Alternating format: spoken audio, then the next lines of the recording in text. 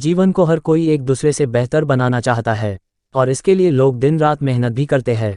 तो आज इस पोस्ट में हम आपको एक ऐसी कहानी जीवन को कैसे बेहतर बनाए लेकर आए हैं, जो कि हमें जीवन को बेहतर बनाने के साथ साथ अच्छी शिक्षा भी देती है। तो चलिए इस हिंदी कहानी जीवन को कैसे बेहतर बनाए को अब शुरू करते हैं। एक बार की बात है, एक आदमी अपना जीवन बेहतर बनाने के उद्देश्य से एक संत के पास गया और संत से अपनी बात कहते हुए कहा कि हे संत महाराज, मैं अपना जीवन बेहतर और सुंदर बनाने की इच्छा से आपके पास आया हूँ। कृपया मुझे कोई ऐसा रास्ता बताएं जिससे मैं अपना जीवन बेहतर को बना सकूं।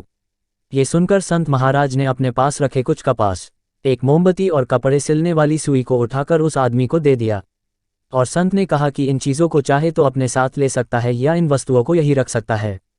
संत की यह बातें सुनकर वह आदमी बड़ा असमंजस में था और उसे समझ में नहीं आ रहा था कि भला इन वस्तुओं से अपने जीवन को कैसे बेहतर बना सकता है। और फिर उन वस्तुओं को वहीं रखते हुए संत महाराज से बोला कि हे संत महात्मा, मैं तो आपसे जीवन को बेहतर बनाने का रास्ता जानने आया था। भला इन छोटी सी वस्तुओं से मैं अपना जीवन कैसे बेहतर बना सकता हूँ। कृपया इन वस्तुओं से मेरे जीवन में आए इन असमंजस को दूर करिए।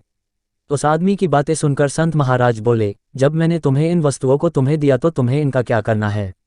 ये बात तुम्हें समझ में नहीं आया, लेकिन इन वस्तुओं में जीवन बेहतर बनाने के रास्ते छुपे हुए हैं। तुम्हें इनकी गुणों की गहराई को समझाता हूँ। फिर इसके बाद संत ने उन तीनों वस्तुओं की गुणों की गहराई को समझाते हुए बोले, देखो, मैंने कपास इसलिए दिया था कि कपास से धागा बनाया जाता है, जो कि इंसानों के तन को ढकने के काम आता है, जिससे मानव ढके हुए तन के साथ पूरे आत्मसम्मान के साथ इस समाज में लोगों के बीच रह सकता है। जिस प्रकार कपास मानव तन को ढकने के काम आता है, ठीक उसी प्रकार मानव जीवन में भगवान भी हम इंसानों के आत्मसम्मान की रक्षा करते हैं और हमें समाज में हर बुराइयों से बचाते हैं। इसलिए हमें अपने जीवन में सदैव ईश्वर के आश्रय में रहना चाहिए। फिर मोमबत्ती का अर्थ समझाते हुए संत महाराज बोले कि देखो, दूसरों को प्रकाश देने के लिए स्वयं को पिघला लेती है और जीवन दूसरों के हित में न्यौछावर कर देती है। ठीक उसी प्रकार हम इंसानों को भी दूसरों के जीवन के लिए उस मोमबत्ती के प्रकाश की तरह बनने की कोशिश करनी चाहिए, जिससे कि हमारा जीवन लोगों की भलाई में हमेशा काम आए। और आखिरी चीज़ मैंने सुई दिया था, जिसका मतलब था कि जिस प्रकार कोई भी चाहे फटा कपड़ा क्यों न हो, उसे सुई से सिला जा सकता है। ठीक उसी प्रकार हमें भी दूसरों के जीवन में सुई की तरह, यानी कोई व्यक्ति चाहे कितना भी डैक में या कितना भी टूट क्यों न गया हो, उसकी हमेशा मदद के लिए हमेशा आगे रहना चाहिए, क्योंकि ज़रूरत के समय जो इंसान दूसरों के काम आता है, भगवान भी फिर आपके ज़रूरत के समय ज़रूर आपका साथ देंगे।